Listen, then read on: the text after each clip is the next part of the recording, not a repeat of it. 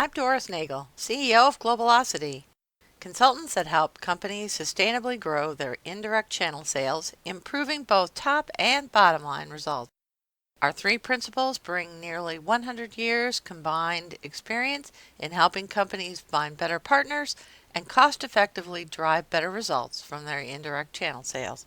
We're delighted to have Neil McIntosh with us today as our guest to give us his perspectives about Brexit from a UK point of view.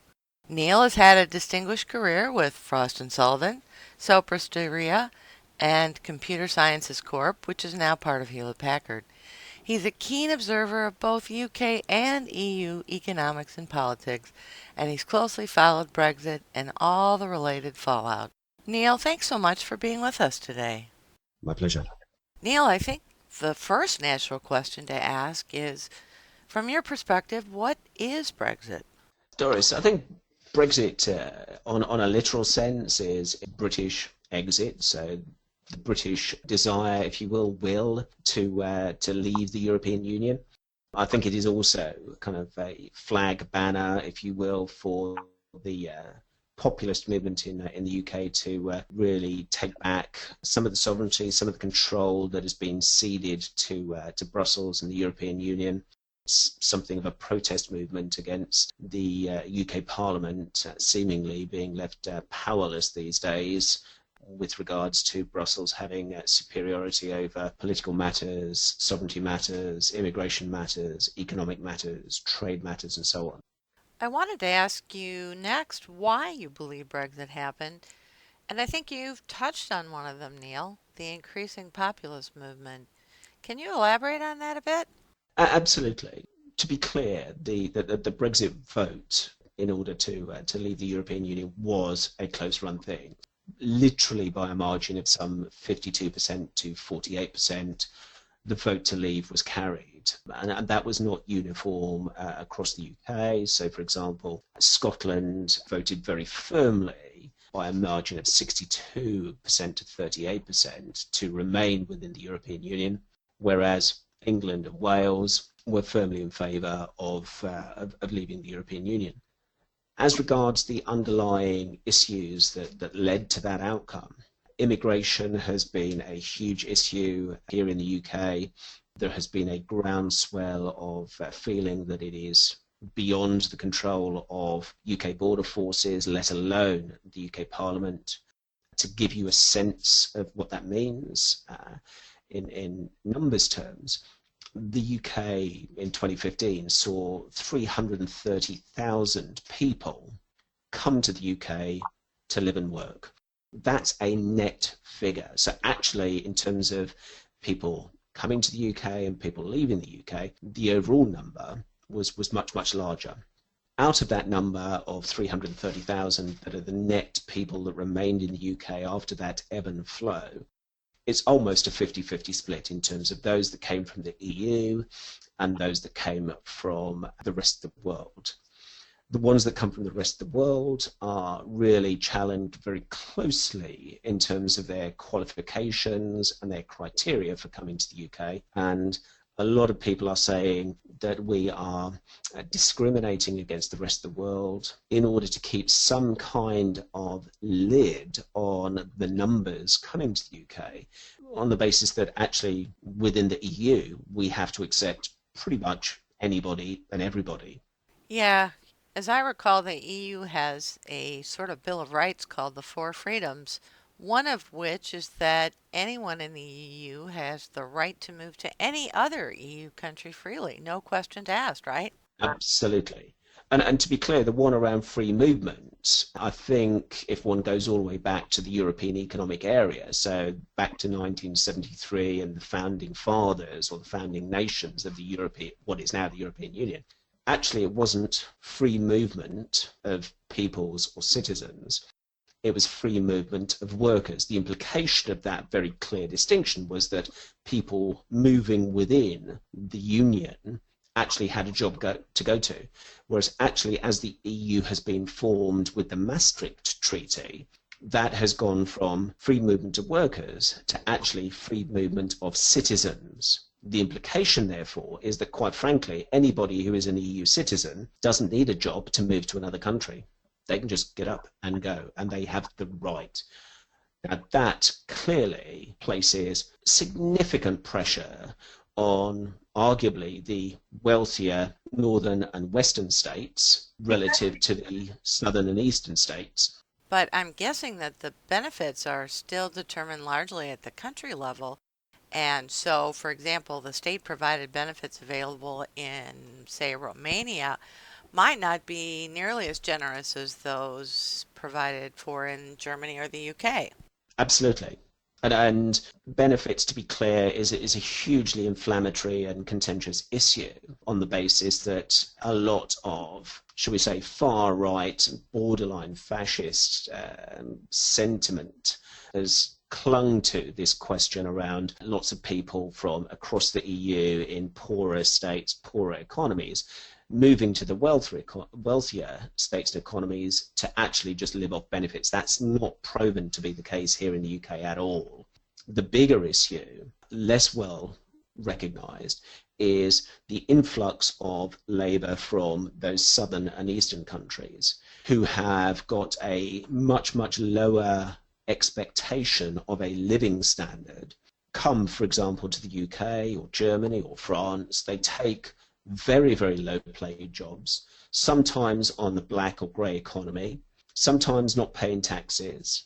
Here in the UK, we have increasingly modified our tax strategy, our income tax strategy, to take low income classes of people out of our tax systems. They don't pay any tax at all, but they still potentially can benefit from benefits. The implication is if you come from Romania or Bulgaria or wherever, and you come to the UK and you're willing to work at arguably quite ridiculously low levels of income relative to the UK minimum wage, the implication of that is that, one, you could get a benefit top up, two, you could be exploited, three, you are potentially undermining the government policy around minimum wage and also about trimming our excessive benefits budget with strategies to encourage some of our own native-born Brits who have been on long-term unemployed, who may have been skilled, they may be disadvantaged in terms of education. At the moment, they are really facing a tsunami of low skill, low wage, low expectation workers coming from across the EU into the UK market and really presenting very, very challenging competition situation for them when it comes to fighting over the jobs that are available in our market.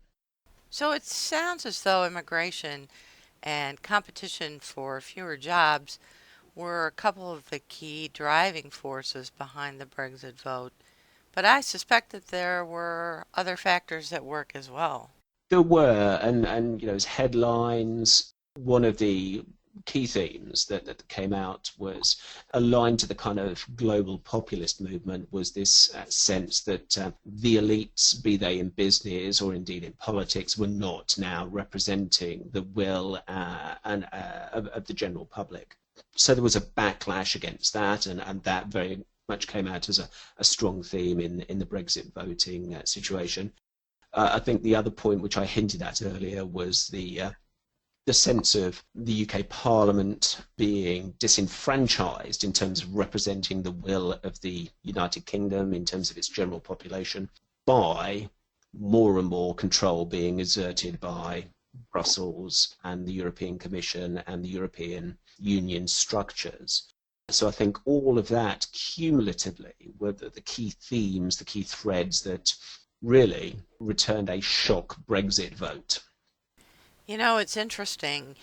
You mentioned in a call we had before this podcast that UK voters had never really had a chance to squarely vote on the current structure and direction of the European Union.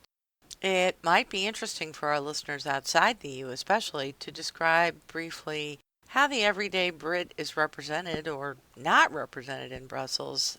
I think there might be a sense that Britons vote for their legislators in Brussels the same way that, for example, people in the U.S. vote for their state legislators and also for their representatives in Washington, and that people in the UK vote for members of parliament in the same way they vote for their legislators that represent them at the European level in Brussels. But from what you've described and from what I've read, it's really not like that at all. So, in terms of the UK population being able to individually speak out about membership of the EU, this is the first time. The last time the UK held a referendum on joining a supranational body was back in 1973, when the UK population were offered a referendum on joining what was then the EEC, which is an European Economic Community. Now, to be clear, the EEC was a precursor to, if you will, it was a pilot of the European Union. However, one fundamental difference was that the EEC was actually a purebred trading group, trading bloc. So very much lightweight structures, no politics, no social agenda. It was purely about how do we bring down trade barriers, how do we harmonize trade tariffs, how do we create this free trade community within the Europe geography. European equivalent of NAFTA, European equivalent of or ASEAN group, very much focused on trade. Now, as that trade group grew, as their ambitions grew, suddenly we start to see more and more EU treaties passing, all of which start to add in additional complexity in terms of how the European community runs, how it grows to become a European Union. It is through these passing of additional treaties that we went from a trading bloc to a bloc with increasingly a focus around political harmonization, fiscal interrelationships, common currency, common standards around social benefits, taxation, vehicle development, pharmaceutical sales or no sales, pharmaceutical standards, emissions, all of that kind of stuff is now absolutely baked into the construct that is the European Union. You know, I read somewhere that the EU now even regulates the acceptable curvature of bananas that can be sold in Europe. Quite possibly. I mean, it's just personal view, that's some of the ridiculousness that comes out in some of these EU regulations. And being clear, because you're a member of the EU, all of those regulations affect the totality of your economy. Right. So one of the key challenges that came out in the Brexit lobbying was the fact that EU regulations affect 100% of UK companies in terms of doing business, and yet actually it's only 5% of UK companies do any business in Europe. Yeah, that's tough for the UK, especially as an island nation, because the economy there really is more separate in that case.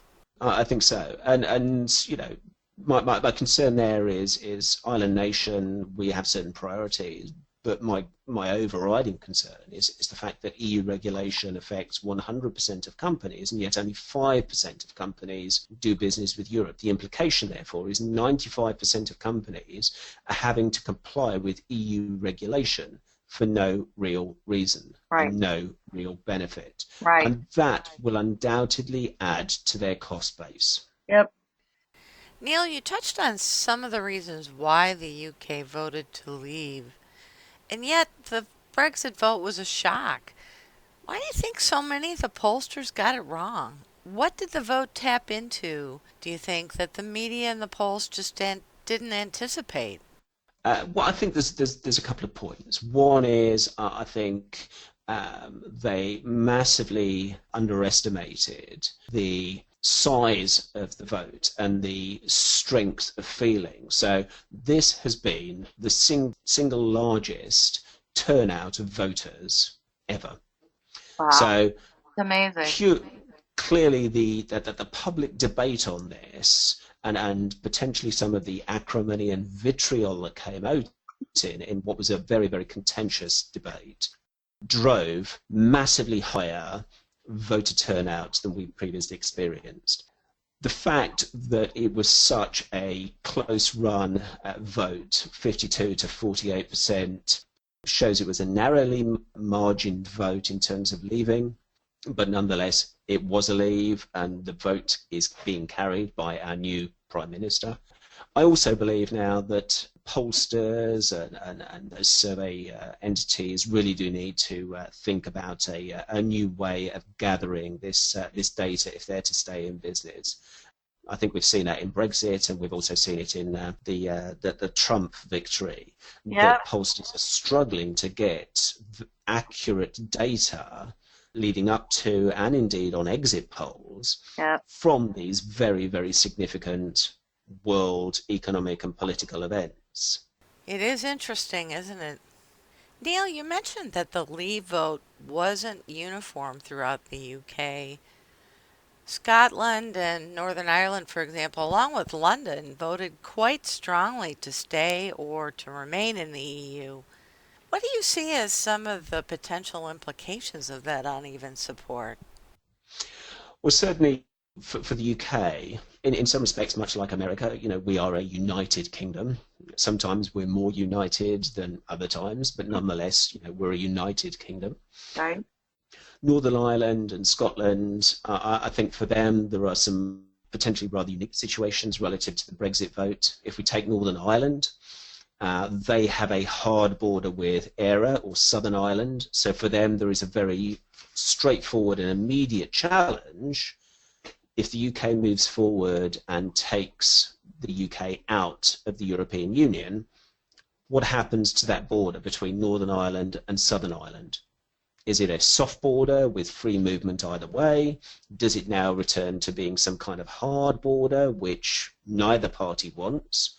If it's left as a soft border, then does that see a new refugee and migrant route into the UK via Southern Ireland, into Northern Ireland, and then across to Northern UK? All of these questions are still to be addressed. As regards Scotland, specifically, they are, I believe, a very significant beneficiary from the European Union in terms of inward investment and support financially over and above the support they get from the UK government. So I think they personally will feel it quite hard. As and when we leave the EU, there will be less investment from them coming out of Europe, and they may be more reliant on still further investment from the UK government, which would raise independence-type challenges and so on and so forth. It seems to me that the uneven support for Brexit across the UK could even play out in Parliament, which would need to be involved in how Brexit actually unfolds, right? Certainly the Scottish Government are challenging the UK Government in the courts to try and block or delay or somehow have a veto level of involvement in whether or not Brexit moves forward. That is being fought by the UK Government very vociferously. There are still further parties who are seeking to go to the Irish courts to block Brexit in those courts, potentially arguing very keenly around this issue of the Southern Ireland, Northern Ireland border and how that's to be managed. So whilst we talk very confidently about Brexit happening and that the government is committed to making Brexit happen, in the background there are 2, 3, if not many more legal and political challenges going on to try and derail or frustrate the Brexit process. So let's talk briefly about the process. Brexit really hasn't formally started yet. There was just a non-binding referendum vote, so the process is still in the planning phase. Correct. What needs to happen to actually start the process of the UK formally leaving the European Union? Okay, so in terms of the process, the first and unequivocal step is within the Treaty of Lisbon, Article 50 needs to be triggered. So this is a formal process where the UK formally expresses its desire to leave the European Union, and it presents that to the European Parliament. As and when that is accepted by the European Parliament, that then starts a formal maximum 2-year period for the UK and the EU to complete their negotiations that sees the UK leaving the European Union.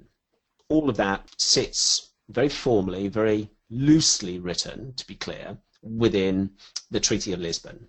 This provision has never been exercised before, is my understanding, which I guess makes sense since no country has left the EU previously. So how does this process actually happen procedurally? Does the UK Prime Minister just call up someone in Brussels and say, "Hey, sorry, we're leaving now"? Could be. Jocularly, she may even just send him a text, as is the 21st century way of dumping your significant other these days.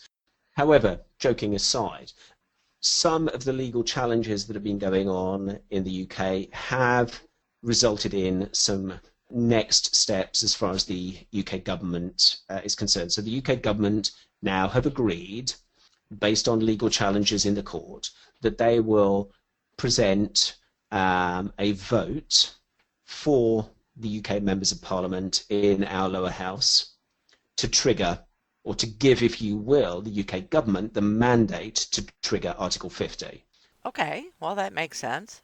Indeed. Now, the UK government are challenging that in the Supreme Court at the moment. So at the moment, there is still a degree of uncertainty about that approach. But I think most parties, pending this Supreme Court judgment, are gearing up for the fact that the UK government will present a bill to Parliament which is likely to contain 1 to 3 lines of text which says, "We're leaving the European Union. Do you vote for this or against this?" Now, clearly, we've got to carry the vote for that to become a bill of Parliament, and therefore giving the government the mandate to go to the European Union and formally inform them that we are triggering Article 50 and therefore stating our intent to leave the European Union is the formal steps in the process as we understand them at the moment, with a huge caveat that we've still got court cases here in England and also potentially coming up in Ireland to challenge that.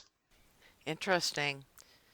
You know, I'm obviously more familiar with our U.S. Congress than with the UK Parliament, but it seems to me that with any kind of legislative body where you bring together all different kinds of perspectives and factions that want to be heard, you introduce a degree of uncertainty, and sometimes things take longer than expected to make their way through that process.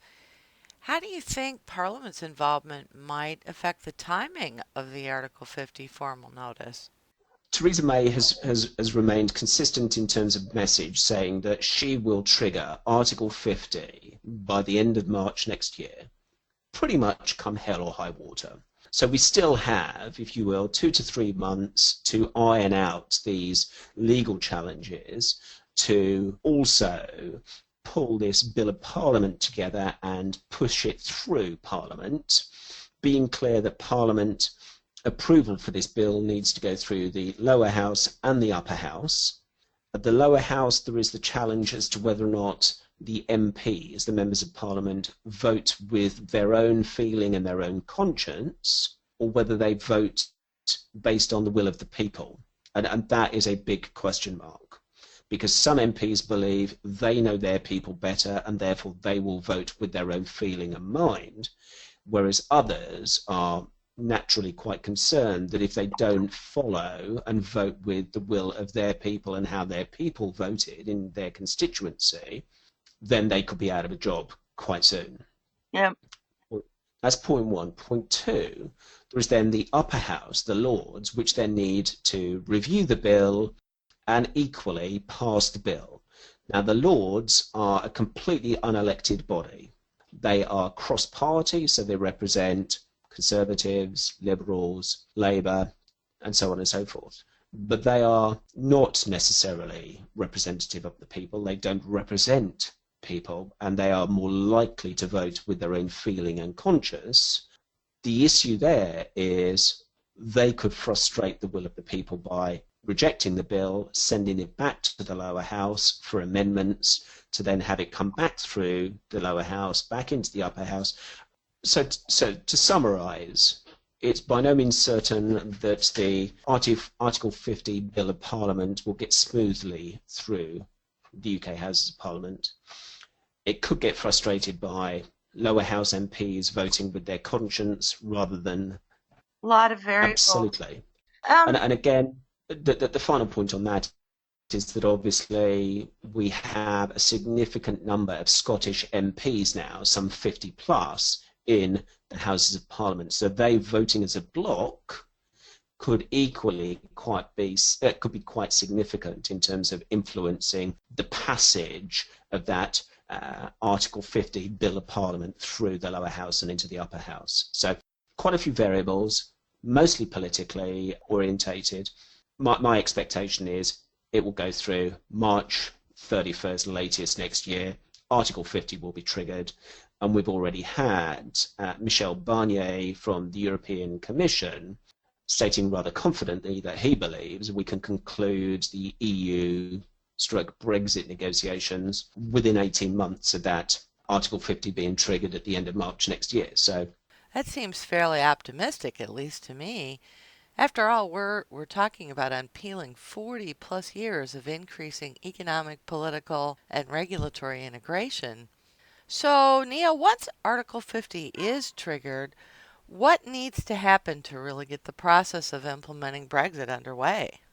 Well, I think, and to be clear, nobody will confirm or deny this, but I think one only needs to look at the globe-trotting that has been going on by Theresa May, the globe-trotting that's been going on by Liam Fox and by Boris Johnson, and to a lesser extent David Davis. All of those four individuals have various responsibilities around the UK's foreign and international policy and trade frameworks. Now, my firm belief is those guys are hoovering up the air miles on the basis that they are already having very loose but very constructive preparatory talks with key countries around the world relative to having framework trade agreements based on free trade principles ready to come into play as soon as we are free from the EU in terms of being able to put in place the UK specific trade agreements. And you know, part of Theresa May's strategy is having those three other individuals involved in this process. I firmly believe means that she can run 2, 3, 4, 5 different threads of the Brexit strategy in parallel. So we can have a group of guys and girls talking about how do we get out of the EU. We can have a group of people focused very much on how do we then reach out to the previous Commonwealth countries and build up trade agreements with those guys. We can have another group of people very much focused on non-Commonwealth countries that are, you know, significant existing trading partners with the UK and say, right, how do we have a trade agreement with you outside of this EU construct and this EU framework? And there are no doubt 2 or 3 or 4 or 12 other threads that are playing out at the moment with lesser figureheads at the front of these, ensuring that there is, as smoothly as possible, a transition from being part of the EU trading bloc and underneath its formal structures and frameworks and guiding principles to now being out there as a free trading nation, potentially carving out a new global message around free trade. Yep. Yep, that makes sense. You know, I read in a couple of newspaper articles about something called a repeal bill. Can you comment on what that is and how that might work? Absolutely. So the repeal bill is quite a complex piece of legislation. It is absolutely the hub of peeling back significant EU legislation and legal frameworks that have impact and application on the United Kingdom. Basically, the repeal bill, as I understand it, is a very straightforward piece of government legislation, which I believe, along simplistic lines, is going to say all currently applicable EU law that is effective in the United Kingdom will form part of UK legal legislation pending a formal review as to its total or partial application at some future point. So if you will, this is a way of parsing all of the currently applicable EU law, making it part of UK law until such times as various government bodies have had an opportunity to go through the absolute and utter detail of each and every piece of legislation to determine whether or not it is truly and fully applicable to the UK, or whether it needs some significant or minor modifications to make it more appropriate. Trying to unpick 40 years worth of collaboratively defined and derived legislation that is applicable across 27 nations is a monumental task that clearly, one, we wouldn't be able to complete before March next year.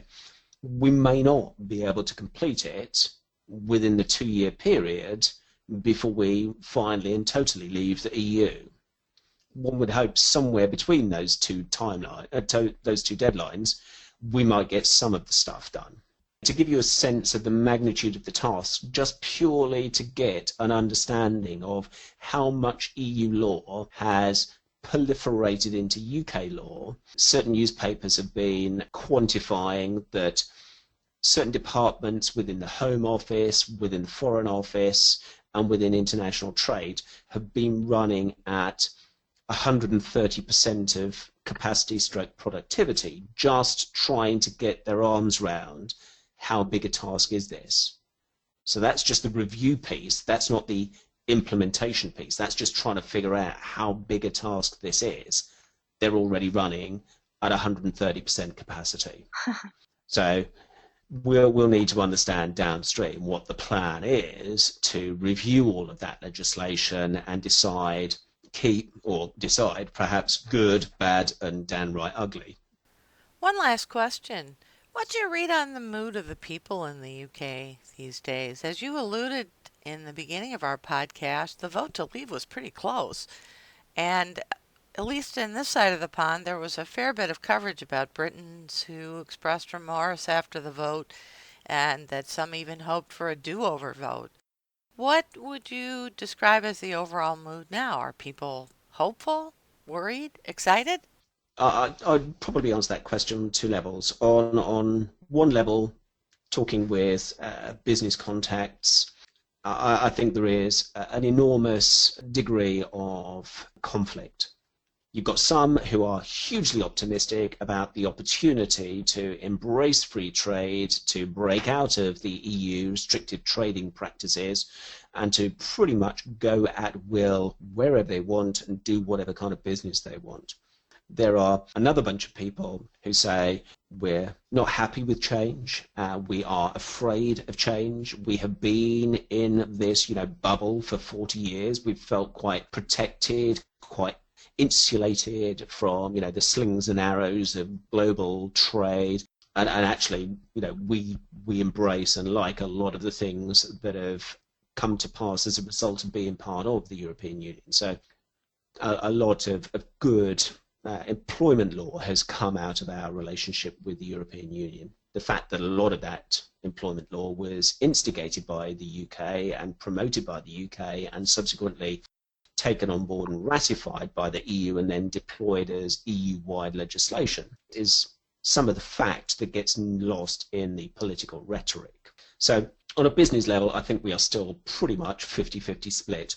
On a personal level, I'm quite open about the fact that I voted to leave. I very much believe that prior to the EU, the UK boxed above its weight in terms of global preeminence and global trade.